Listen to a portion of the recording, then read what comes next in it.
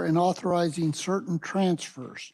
We'll start out with an overview by the research Nicole Winrich, KLRD. Nicole, welcome committee.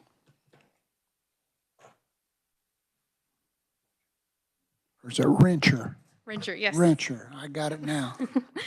Morning, Chairman, members of the committee. I'm Nicole Rencher. I'm a fiscal analyst with KLRD.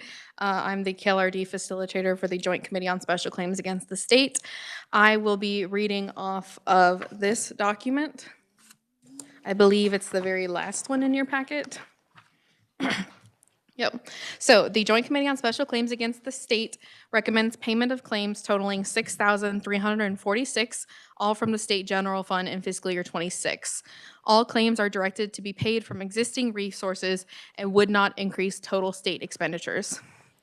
A little bit of background: during the 2025 interim, the Joint Committee met 3 times and heard a total of 57 claims, including 52 brought against the Kansas Department of Corrections or correctional facility.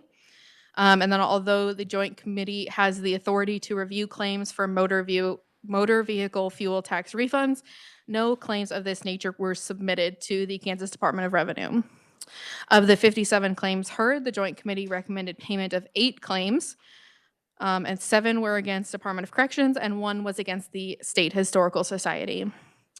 In the bill, Section 1 would authorize the following payments. Section 2, the Joint Committee's recommendation totals $2,980.70 SGF in fiscal year 26 for the payment of 7 claims brought against 3 correctional facilities.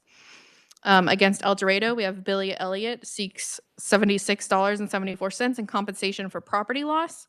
The claimant alleges staff unfairly confiscated his hobby material during a mass shakedown.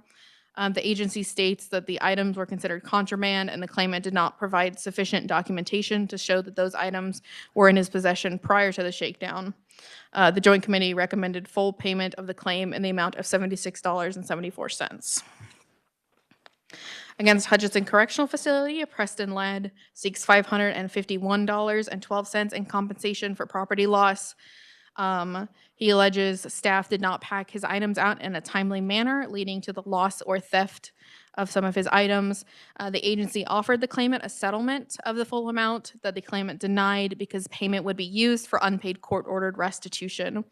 The Joint Committee recommended full payment of the claim in the amount of $551.12.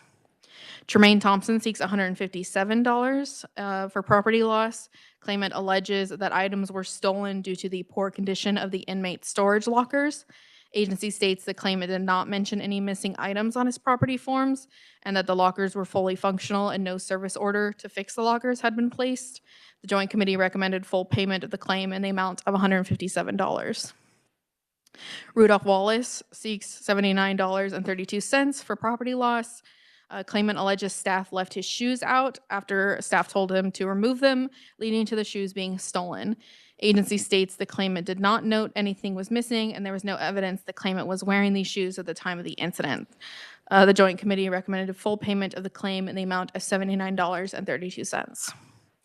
Isaiah Parker seeks $461.47 in compensation for property loss.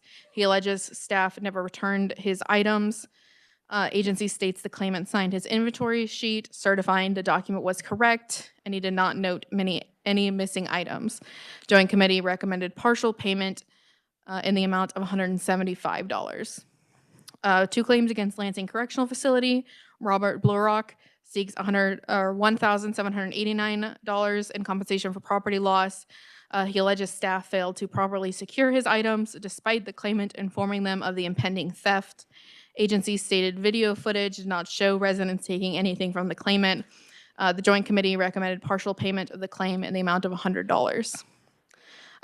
Cynthia Wiseman, the owner of Good Sense Services LLC, seeks $3,683.04 for property damage. She alleges that facility staff, after waving the driver forward, closed the gate on her company truck, causing damage to the vehicle. Agency states the driver did not have permission to enter and rush the gate. Joint Committee recommended partial payment of the claim in the amount of $1,841.52. Section 3 is a claim against the State Historical Society. Joint Committee's recommendation totals $3,366.21 SGF for one claim against a historical society. Window Design and Remodeling Company seeks $6,686.83 in compensation for property damage. Claimant alleges the company trailer was damaged by building panels that flew off during a storm. Agency acknowledged that staff did fail to adequately secure the panels, though agency video only shows the panels damaging the back corner of the trailer, and any other vehicular damage cannot be verified. So the Joint Committee recommended partial payment of the claim in the amount of $3,366.21. Section 4 would require each claimant to sign a release prior to payment being issued, and Section 5 states the bill would take effect upon publication in the Kansas Register. I can stand for questions. Thank you, Nicole. Questions? Senator Peck. Thank you, Mr. Chairman. For inmate number 128060 at the Hutchinson Correctional Facility, you indicated that the facility was willing to pay the full cost, but the inmate declined payment because the money would go to restitution. Correct. So would this mean that the state will give this inmate money that does not go to restitution? No, the money will still go to the restitution. The inmate had stated during the meeting he was not aware that he could ask for replacement of his items. And so the committee asked that they could only do monetary amounts, and that it would go to restitution, and if he was okay with that, and he stated that he was okay with that. Thank you, Mr. Chairman. Other questions? Seeing none, thank you, Nicole. Thank you. Committee, like to work this bill this morning, and I have two changes I'd like to offer. On page 1, line 6, change the June 30th, 2026 to 2027. I'll wait till everyone gets theirs.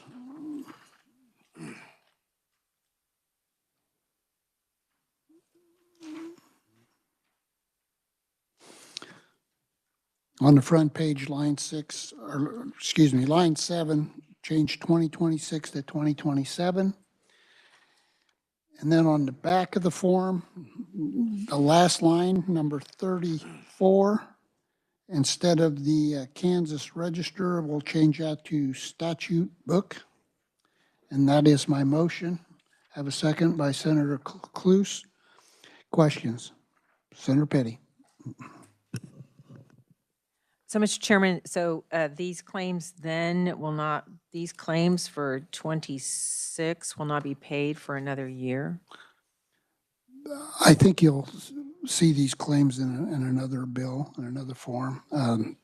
This will be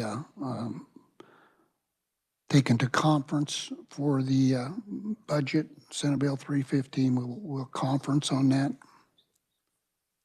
Thank you. Other questions? Seeing none, all in favor, aye. Opposed, motion carries. Committee, thank you for all.